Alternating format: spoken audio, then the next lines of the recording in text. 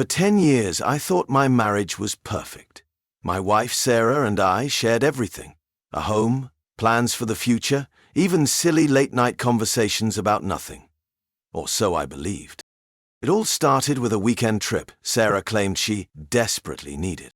"I just need a little time with my friends, Mark," she said one Friday morning while packing an overnight bag. Her tone was casual, as though she wasn't breaking the usual rhythm of our weekends together. "Why didn't you mention this earlier?" I asked, trying to sound neutral.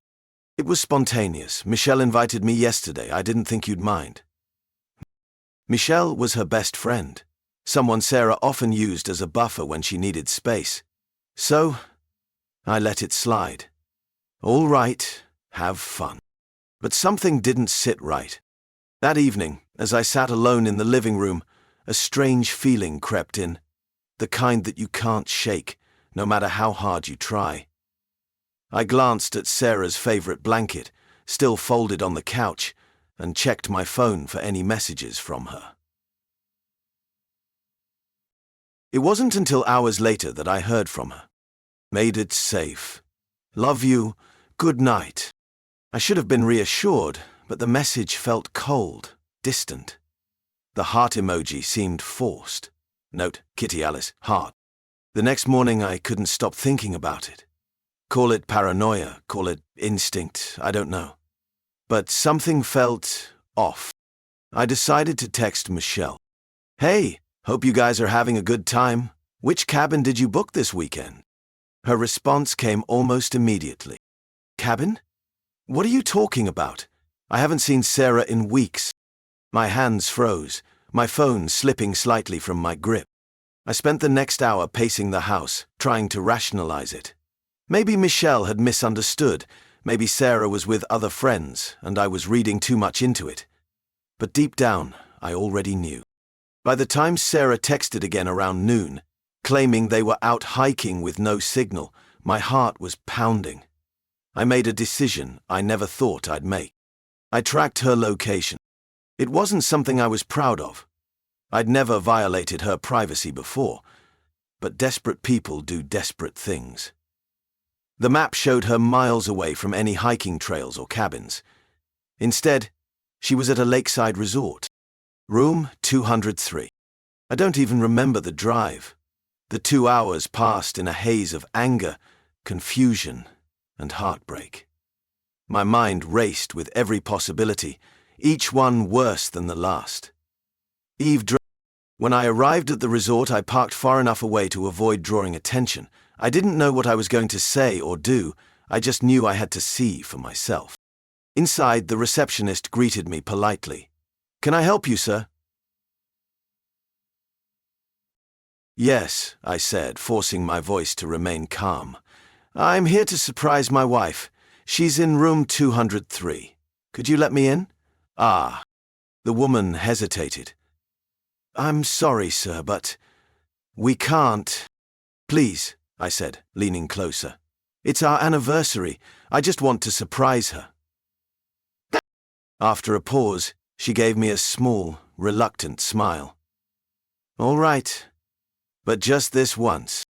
She handed me a spare key. Walking down that hallway was the longest walk of my life. Every step felt heavier than the last. My palms were sweaty, my heart beating so hard I thought it might burst.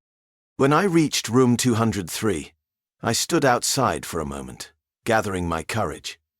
Then, with a deep breath, I slid the key into the lock and pushed the door open. A sight that greeted me is something I'll never forget. Sarah was sitting on the edge of the bed, laughing softly as she leaned toward a man I didn't recognize. He was tall, with dark hair, and an expensive watch that glinted in the sunlight streaming through the window. His hand was resting casually on her knee.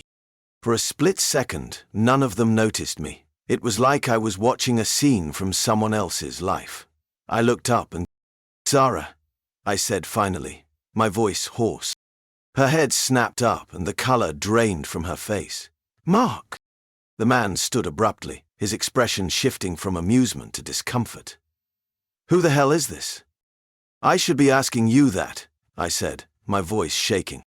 Sarah stood, her hands trembling. Mark, I can explain. Just explain? I laughed bitterly. Explain what, Sarah? That you've been lying to me? That this, I gestured toward the man, is where you've been spending your weekends? Please, she said, tears welling in her eyes. It's not what you think. It's exactly what I think. The man grabbed his jacket and brushed past me without another word, leaving us alone in the suffocating silence. We drove home separately that evening. Sarah tried calling me, but I ignored every call. When I finally walked through the door of our house, it no longer felt like home. Her perfume still lingered in the air, but it felt foreign now, like it didn't belong. When Sarah arrived an hour later, we sat in the kitchen, a bottle of untouched wine between us. How long? I asked finally, my voice hollow. She hesitated, tears streaming down her cheeks. 3 months. I nodded slowly, the confirmation somehow more painful than the discovery itself. Why? I asked. What did I do wrong? It's not about you, she whispered. I felt invisible, Mark. Like we were roommates, not a couple. With him I felt seen again. Her words hit me like a punch to the gut. And you couldn't tell me that. I didn't want to hurt you. I laughed bitterly.